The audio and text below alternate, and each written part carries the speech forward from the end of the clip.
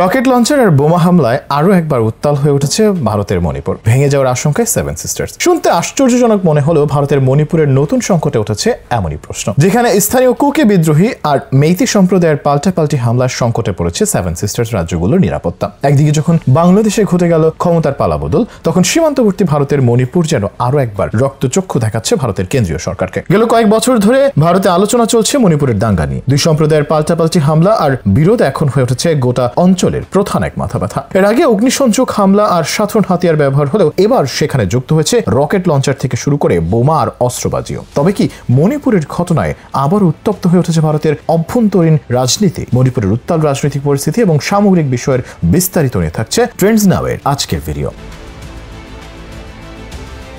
ভারত ভেঙে গেলে কাদের লাভ, কাদের ক্ষতি, এমন প্রশ্নের উত্তর খুঁজতে গেলে রকেট সায়েন্টিস্ট হওয়ার প্রয়োজন নেই। আজকের দক্ষিণ পূর্ব এশিয়ার অঞ্চলে যে দুটি পরাশক্তি দেশের প্রভাবের কারণে রাজনীতিতে ভঙ্গুর অবস্থা চলছে বাংলাদেশের, সেই দুই দেশের নাম ভারত ও চীন। সবসময় নিজেদের স্বার্থ রক্ষা করতে গিয়ে প্রতিবেশী দেশগুলোর উপর চাপিয়ে দেওয়া হয় অর্থনৈতিক ও রাজনৈতিক সংকট। যে সংকট মোকাবেলা করে ঘুরে দাঁড়ানো বেশ দুরূহ ব্যাপারই বটে। তবে আন্তর্জাতিক রাজনীতির মারপ্যাচে ভারত কতটা জটিল এক ভৌগোলিক অবস্থানে রয়েছে তা আন্দাজ করা যায় ভারতের পুরো মানচিত্রের দিকে তাকালেই। বিশেষ করে দেশটির উত্তর পূর্বাঞ্চলীয় অঞ্চলের রাজ্যগুলো নিরাপত্তা নিয়ে প্রথম থেকে শঙ্কায় আচ্ছন্ন ভারত সরকার। যে কারণে গেল 5ই আগস্ট শেখ হাসিনা ক্ষমতাচ্যুত হবার পরেই ভারতে পাড়ি জমালে তা নিয়ে আলোচনায় বসেন ভারতের ছোট বড় সকল রাজনৈতিক দলের নেতারা। ভারতের স্বাধীনতা ও সার্বভৌমত্ব রক্ষায় সবাই একটি সিদ্ধান্তে পৌঁছেছেন। শেখ হাসিনাকে আশ্রয় দিয়েছেন সরকারি দল থেকে শুরু করে বিরোধী দলের সকলে। তাই এটা স্পষ্ট যে নিজেদের নিরাপত্তা নিশ্চিতের প্রশ্নে ভারতের জনগণ এক ও অভিন্ন অনুভূতি ধারণ করে। এদিকে ভারতের পূর্বাঞ্চলীয় রাজ্য মণিপুরের সহিংসতা ছড়িয়ে পড়েছে আরো একবার। সেখানে নিহত হয়েছে অন্তত 6 জন। গত 7ই সেপ্টেম্বর সকালে রাজ্যের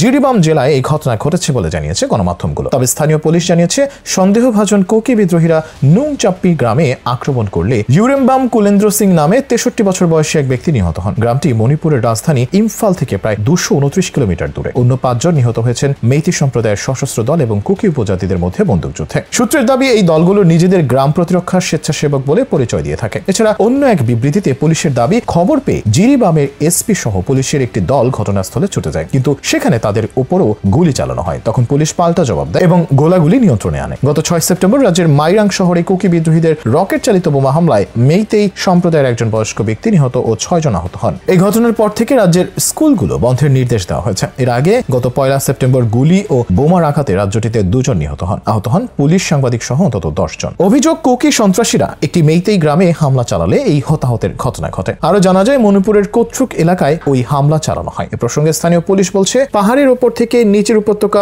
লক্ষ্য করে নির্বিচারে গুলি ছোড়ে সন্ত্রাসীরা। এ সময় উচ্চ প্রযুক্তির ড্রোন ব্যবহার করে আরপিজি অর্থাৎ রকেট প্রোপেলড গ্রেনেড নিক্ষেপ করা হয় বলে অভিযোগ উঠেছে। এর আগে 2023 সালের মে মাস থেকে জাতিগত সহিংসতার সাক্ষী ভারতের মণিপুর। মাঝে পরিস্থিতি কিছুটা শান্ত ছিল, তবে পুরোপুরি স্বাভাবিক হয়নি কখনোই। ইম্ফল উপত্যকায় সংখ্যাগরিষ্ঠ হলো মেইতেই জনজাতি। তারা সম্প্রতি দাবি তুলেছিল তাদের তফসিলি উপজাতির স্বীকৃতি দিতে হবে, কিন্তু এই দাবির বিরোধিতা করে স্থানীয় কুকি জো আদিবাসীরা। এ নিয়ে ব্যাপক সহিংসতা ছড়িয়ে পড়ে দুপক্ষের মধ্যে। তফসিলি উপজাতি ইস্যুর পাশাপাশি সংরক্ষিত জমি এবং জরিপ নিয়েও উত্তাপ ছড়িয়েছিল মণিপুরে। এই সহিংসতায় এ পর্যন্ত প্রাণ হারিয়েছেন কয়েকশো মানুষ। সব মিলিয়ে মণিপুর যেন শান্তই হচ্ছে না। এবার সেখানে বিদ্রোহীদের রকেট হামলায় এক বেসামরিক নাগরিক নিহত ও 6 জন আহত হয়েছেন। স্থানীয় সরকারের এক বিজ্ঞপ্তিতে বলা হয়েছে যে শনিবার রাজ্যের সব স্কুল বন্ধ থাকবে। একদিন আগে একটি বিদ্রোহী গোষ্ঠী রাজ্যের বিষ্ণুপুর জেলায় রকেট ছুড়েছে। স্থানীয় পুলিশ এই ঘটনায় কুকি সন্ত্রাসীদের দায়ী করেছে। এর আগে গত 1 সেপ্টেম্বর গুলি ও বোমার আঘাতে সেখানে 2 জন নিহত হন। আহত হয়েছেন পুলিশ, সাংবাদিক সহ অন্তত 10 জন। সে সময় অভিযোগ উঠেছে কুকি সন্ত্রাসীরা একটি মেইতেই গ্রামে হামলা চালালে এই হতাহতের ঘটনা ঘটে। এ প্রসঙ্গে দ্য ইন্ডিয়ান এক্সপ্রেস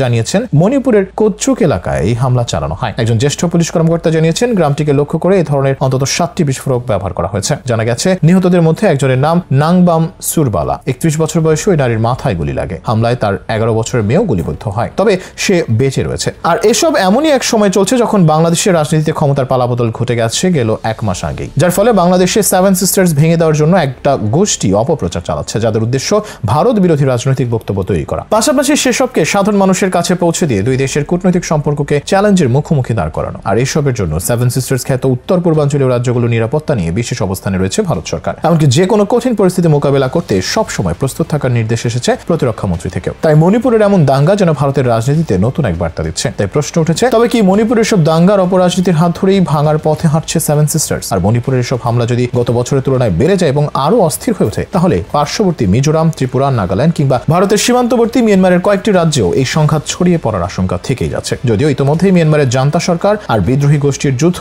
আরও উত্তাল হয়ে উঠেছে। বাংলাদেশ, মিয়ানমার ও ভারতের ত্রিমুখী সীমানা কেন্দ্রিক এই অঞ্চলের পুরোটাই পার্বত্য অঞ্চলের অধীনে, অর্থাৎ গোটা অঞ্চল পাহাড়ে ঘেরা। ফলে এখানকার জীবনযাত্রাও সমতলে থাকা মানুষের চেয়ে একদমই ব্যতিক্রম। এমন সব বিষয়ে মানুষের মত পার্থক্য অনেক বেশি। ধর্ম, ভাষা, এমনকি লোকাচারে অনেক পার্থক্য থাকায় এসব অঞ্চল অনেক আগে থেকেই স্বাধীন ভূখণ্ডের দাবি করে আসছে। তবে এসব দাবিকে উপেক্ষা করে সবসময় নিজেদের অভ্যন্তরীণ রাজনীতি হিসেবেই দেখে আসছে ভারত সরকার। ফলে আজকের উত্তাল মণিপুর ভারতের রাজনীতিতে নতুন এক বার্তা নিয়ে এসেছে বলেই ধারণা বিশ্লেষকদের। আর এই উত্তাল পরিস্থিতি যদি চলতে থাকে আর ভারত সরকার যদি তড়িৎ কোনো ব্যবস্থা না নেয়, তাহলে বড় ধরনের আঞ্চলিক সংঘাতের দিকে আগাবে মণিপুরের দাঙ্গা, যেখানে বাদ যাবে না ভারত, মিয়ানমার আর বাংলাদেশও।